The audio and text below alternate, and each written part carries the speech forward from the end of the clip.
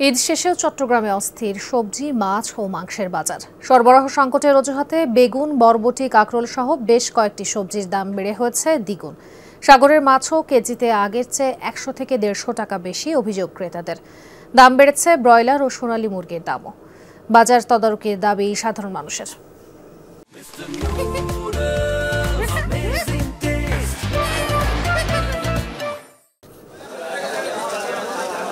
টানা কয়েকদিনের বৃষ্টিপাত আর তাতেই চট্টগ্রামের বাজারগুলোতে সবজি সংকট। এমন অজুহাতে কয়েক প্রকার সবজির দাম বেড়েছে দ্বিগুণেরও বেশি। কিছুদিন আগে ৪০ থেকে ৫০ টাকায় বিক্রি হওয়া প্রতি কেজি বেগুন বর্তমানে বিক্রি হচ্ছে ৮০ থেকে ১০০ টাকায়। ৩০ টাকা বেড়ে কাঁকরোলও বিক্রি হচ্ছে প্রতি কেজি ৮০ টাকা। দাম বেড়েছে আলু, টমেটো, বরবটি সহ আরও কয়েক পদের সবজির।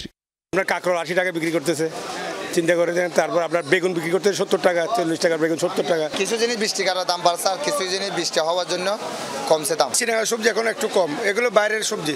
বাইরের সবজি না থাকলে কেজি সবজি ১০০ টাকা ১৫০ টাকা কেজি হতো।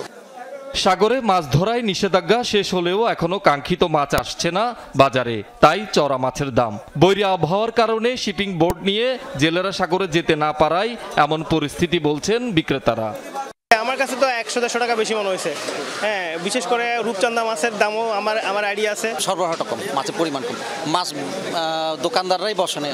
৩০০ টাকা নিচ্ছে, এখন ৩৫০ ৪০০ টাকা নিতেছে। মাছ কম হিসেবে দাম এত বেশি না, মোটামুটি আছে ২০০ টাকা এদিকে।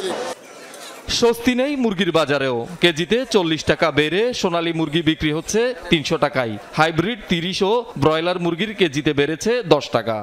আগে সোনালী ছিল মনে করেন আমরা ২৬০ টাকা ২৫০ টাকা বিক্রি করছি, এখন আমাদের ৩০০ টাকা ৩২০ টাকা বিক্রি করতে হচ্ছে। ২৯০ টাকা কিনে তো এটা আস্তে আস্তে ৩০০ টাকা এমনি কিনে পড়ে গেছে।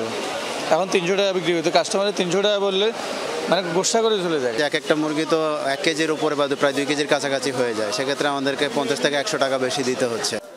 মনিটরিং এর অভাব ও সিন্ডিকেটের কারণে বাজারে শৃঙ্খলা ফিরছে না বলে দাবি সাধারণ মানুষের। যে যার মধ্যে ইচ্ছে করতেছে নিতেছে, বাজার থেকে বলে আমি বেশি দিন নিয়ে আসছি, আমি কেন কমে বেচবো? আসলে কন্ট্রোল নাই, কন্ট্রোল না থাকলে যেটা হয় সেটাই হচ্ছে। এখানে অনেকটাই বলা চলে সিন্ডিকেটের মতোই, তারা যা নির্ধারণ করে আমরা সাধারণ ভোক্তারা সেটা কিনতে বাধ্য।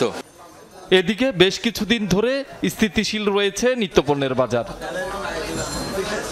শহীদুল সুমন, যমুনা নিউজ, চট্টগ্রাম।